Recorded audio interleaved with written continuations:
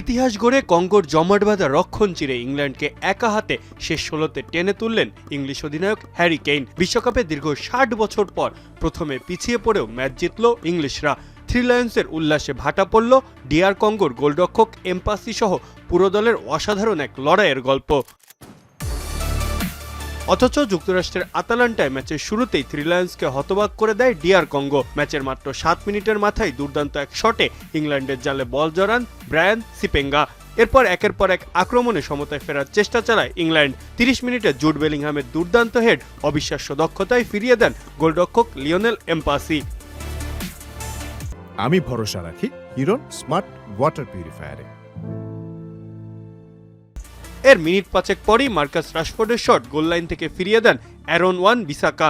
প্রথমার্ধের শেষ দিকে কঙ্গোর হয়ে উইসার শট পোস্ট ঘেঁষে বাইরে চলে গেলে ২-০তে পিছিয়ে পড়ার হাত থেকে বেঁচে যায় ইংল্যান্ড। ম্যাচের ৪২ মিনিটে হ্যারি কেইন পেনাল্টির দাবি তুললেও তাতে সায় দেয়নি ভিআর।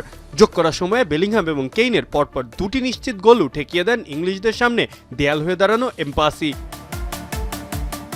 দ্বিতীয়ার্ধের শুরুতেও ইংল্যান্ডের হতাশা বাড়ান কঙ্গোর গোলরক্ষক। ৫৩ মিনিটে আবারও বেলিংহামের শট দারুণ দক্ষতায় রুখে দেন তিনি। তবে ৭৫ মিনিটে থ্রি লায়ন্সের মুখে হাসি ফোটান দলের অধিনায়ক হ্যারি কেইন। বদলি নেমে ডান প্রান্তে আক্রমণের ধার বাড়ানো অ্যান্থনি গর্ডনের ক্রস থেকে হেডে বল জালে জড়িয়ে দলকে সমতায় ফেরান তিনি। ঠিক এর ১১ মিনিট পর আবারও ইংলিশ শিবিরকে উচ্ছ্বাসে মাতান কেইন গর্ডন জুটি। বক্সের বাইরে থেকে গর্ডনের বাড়ানো বল বুলেট গতির শটে জালে জড়ান ইংলিশ অধিনায়ক কেইন। এটি তার চলতি বিশ্বকাপে ৫ম গোল, আর একই সাথে বিশ্বকাপে ১৩ গোল করে ছাড়িয়ে যান ব্রাজিলিয়ান কিংবদন্তি পেলের করা ১২ গোলের রেকর্ডও। রাউন্ড অফ 16-এ ইংলিশদের প্রতিপক্ষ মেক্সিকো। মাহফুজা আহমেদ, এখন।